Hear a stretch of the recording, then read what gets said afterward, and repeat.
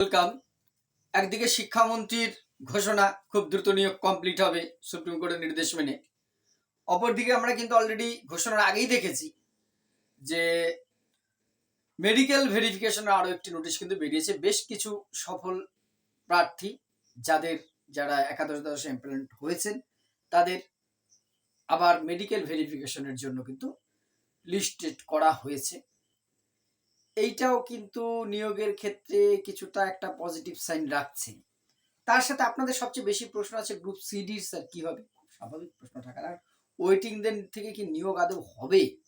যদিও হাইপোথেটিক্যাল বিষয়, সিডির নিয়োগ তো হবেই। সেই বিষয় নিয়ে কিছু বিষয় বলবো। তার আগে যেটা, আরো একজন শিক্ষক কিন্তু 16 সালের, যেহেতু তার শারীরিক অসুস্থতা ছিল, আমাদের ছেড়ে চলে গেছেন। তার আত্মার শান্তি কামনা করছি আমরা। সত্যিই যন্ত্রণার হয়ে দাঁড়াচ্ছে বিষয়টা দিন দিন।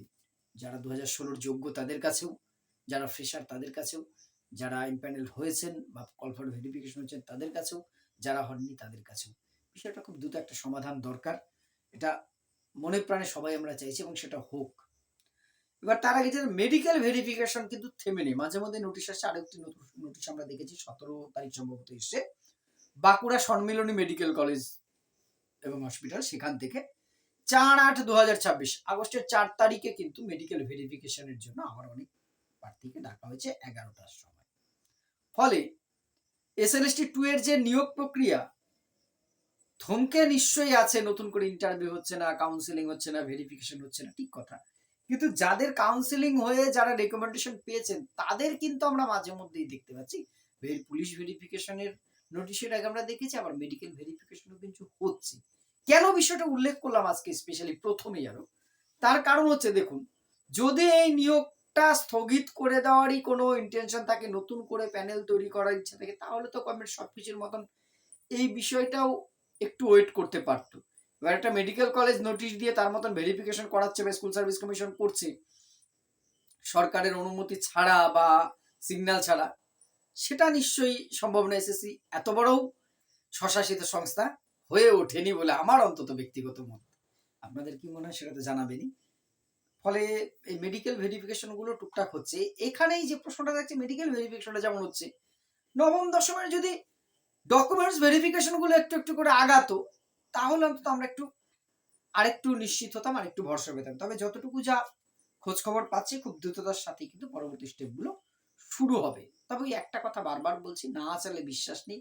কারণ এত প্রতিশ্রুতি শুনতে শুনতে শুনতে শুনতে যেন আমরা একটু অধৈর্য, বিশ্বাসভঙ্গ, এই ধরনের জিনিসগুলো হচ্ছে আমাদের সবার মধ্যে। তবুও আমি আশাবাদী আপনাদের কিন্তু নিয়োগটা আসবে। এবার গ্রুপ সিডি নিয়ে আপনাদের জিজ্ঞাসা যে স্যার, শিক্ষামন্ত্রী তো 16 শিক্ষক শিক্ষিকাদের কথা বলেছেন, গ্রুপ সিডি দের কথা তো কিছু বললেন না, তাহলে কি হবে?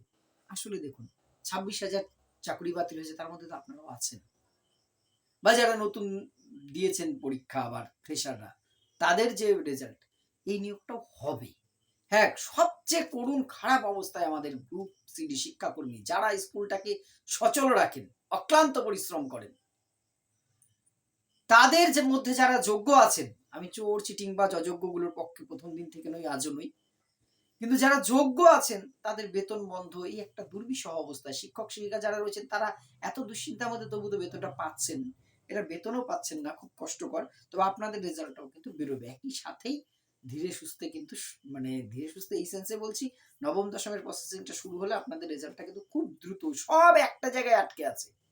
গভর্নমেন্ট যেদিন ফাইনাল ডিসিশনটা নিয়ে নিচ্ছে যে আমি এভাবেই করবো, ডিসিশন তো একটা নিশ্চয়ই নিয়ে চলছে, ফাইনালি যেদিন একদম ঘোষণা করবে বা কিছু একটা, সেদিন থেকে কিন্তু আপনাদের কাছে সবগুলোর গতি আসবে। সিডির নিয়োগটাও হবে, এই বছরেই হবে, অবশ্যই হবে। আপনাদের কষ্টটা বুঝতে পারছি। সিডি দুটোর রেজাল্টই খুব ইমিডিয়েট আসবে এবং আপনাদের প্রসিডিংটা শুরু হবে এবং সেটা দ্রুততার সাথে হওয়া উচিত। আর একটা যেটা প্রশ্ন সবার আছে, সেটা হচ্ছে ওয়েটিংদের নিয়োগ হবে তো? দেখুন, ওয়েটিংদের নিয়োগের প্রশ্নটা কখন আসে এটা বুঝতে হবে আপনাকে আগে। আপনারা জানেন যদিও 100টা পোস্ট আছে, তার এগেইনস্টে ধরুন, আমি ধরে নিচ্ছি 110 জনের একটা লিস্ট রেডি রাখলো কমিশন। এইবার দেখা গেল 10 জন ওয়েটিং এ থাকছে, 100 জন জয়েন করলো। এইবারে যদি দেখা গেল কেউ জয়েন করলো না, অন্য চাকরি বেটার পেয়ে গেছে, অন্য চাকরি ছেড়ে আসলো না, বা এই ধরনের 2 জায়গায় র‍্যাঙ্ক আছে মহিলাদের ক্ষেত্রে, এরকম ব্যাপার, এই ধরনের ক্ষেত্রে দেখা গেল কিছু জন যখন কমে গেছে তখন একটা পোস্টে ফাঁকা থাকলে মানে 101 নম্বরে যে আছে সে ডাক পাবে। দুটো পোস্ট ফাঁকা থাকলে মানে 102 নম্বরে যে আছে তিনি ডাক পাবেন।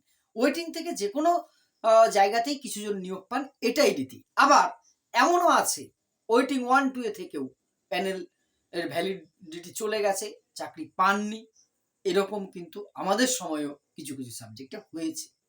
কিছু, কিছু সাবজেক্টে এটা হয়েছে। ফলে ওয়েটিং থেকে নিশ্চয়ই কিছুজন চাকরি অবশ্যই পাবেন। সেটা কতটা পাবেন আর কবে ওয়েটিং থেকে নিয়োগ হবে এইটার উত্তর এইভাবে বলা সম্ভব নয়। যদি কেউ বলে বা আমিও যদি বলি একটা গাঁজাখুরি কথা তো বলে দিয়ে লাভ নেই। আগে যেটা বললাম নিয়োগটা হয়ে যাবে প্যানেল থেকে। যদি তারপরে দেখা যায় ভ্যাকেন্সি ফাঁকা রয়েছে তখন সরকার ওয়েটিং থেকে কিন্তু এসএসসি ডাকবে। এইবার দেখুন সবকিছুর একটা প্যানেলের ভ্যালিডিটি থাকে। যদিও এই প্যানেলের ভ্যালিডিটি নিয়ে মানে সময় নিয়ে অনেকগুলো প্রশ্ন আসছে, অনেক কিছুর উত্তর আমার কাছেও এখনো অজানা অদানা।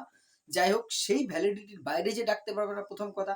তারপরে যদি এসএলএসটি 3 প্রসিডিউর শুরু হয়ে যায় 1 বছর ততদিনে যদি এই প্যানেলের ওভার করে যায় তখন কিন্তু অটোমেটিক আর ওয়েটিং থেকে আমরা আর নিয়োগ করতে পারবে না। তবে ওয়েটিং থেকে কাউন্সেলিং এর ডেট থেকে ওয়েটিং এর 1 বছরের সাধারণত ভ্যালিডিটি থাকার নিয়ম আপনাদের অনেকেরই কিছু, কিছু বিষয়তে যথেষ্ট চাকুরি কিন্তু ওয়েটিং থেকে হবে।